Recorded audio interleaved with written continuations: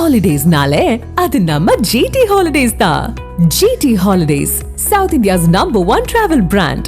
திரைத்துறையில் தான் பட்ட கஷ்டங்கள் குறித்து நடிகர் ஆனந்த்ராஜ் கண்ணீர் மல்க பேசினார். நானா வந்து ஒரு கல்லா எடுத்து நானா கட்டின வீடு, நானா செதுக்குன சிலைன்னு ஒருத்தர் சொல்லும்போது நம்ம ரசிப்போம். ஆனால் நானும் கிட்டத்தட்ட அப்படி தான் சார். யாருமே இல்லை, பின்புலம் கிடையாது, என் முன்னோர்கள் கிடையாது திரையுலகத்தில்.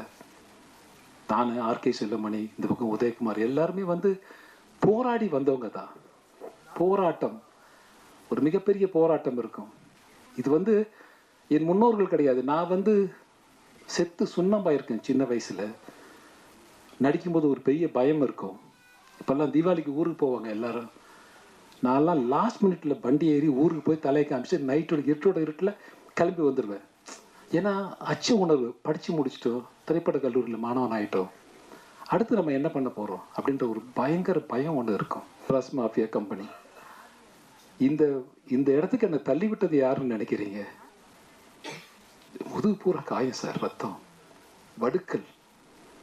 என்னை குத்தி குத்தி குத்தி கொலை பண்ணிட்டாங்க. என்னை வந்து ஒரு படம் வீட்டுக்கு வந்து பேசுவாங்க, பேசிட்டு போவாங்க, அந்த படம் வந்து மிஸ் ஆகும். ஏதோ ஒரு காரணம் இருக்கும். யார் காரணம்னு சொன்னால் அந்த படத்தோடைய கதாநாயகனாக இருக்கலாம், யாரோ ஒருத்தங்க இருக்கலாம். அவங்க முடிவு பண்ணுவாங்க, இந்த கேரக்டருக்கு இவர் இருந்தால் கரெக்டாக இருக்கும், வேற யாராவது வேணாம்.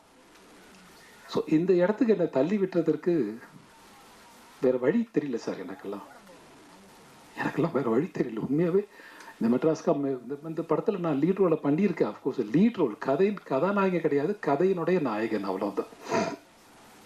ஸோ அதனால் வந்து தயவு செய்து வந்து கலையை கலையாக பாருங்கள். இன்றைக்கு நாம் படுகிற கஷ்டம், இன்றைக்கி நமக்குன்னு ஒருத்தர் வேணும்னா அப்படின்னா ஒரு 100 பேர் இருக்கும், அதில் 10 பேர் தான் வேணும்னா 10 பேர் சூஸ் பண்ணுற இடத்துல ஒருத்தங்க இருக்காங்க.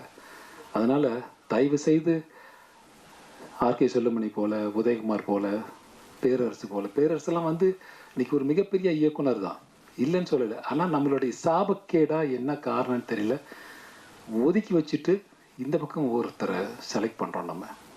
ஸோ அதுலேயும் மிங்கிள் பண்ணி போயிட்டே இருக்கும்.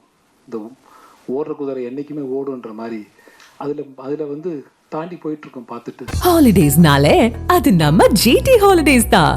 GT holidays, south India's number 1 travel brand.